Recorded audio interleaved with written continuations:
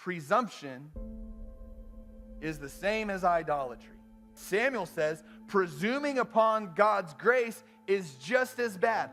Also a sin to presume upon God's grace. Jonah presumed upon God's grace. I can run from God, I can disobey what he tells me, and he's got grace for me. He'll forgive me. We can look down our nose at Jonah, but what about us? What about you?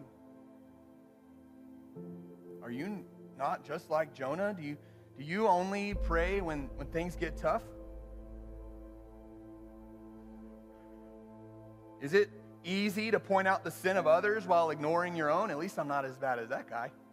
I got my stuff put together, and the things I struggle with aren't as bad as his, and God will forgive me. You presume upon God's grace? I can get away with this, that, or the other because I know God will forgive me. I've read the Bible. All I've got to do is pray and ask for forgiveness, and he'll forgive me. You presuming upon God's grace? It's easy to point fingers at Jonah and think, man, what a terrible person.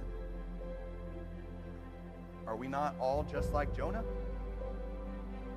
We are all unworthy, just like Jonah. But here's the good news, and the thing you need to hear this morning is that God's grace is everyone's grace.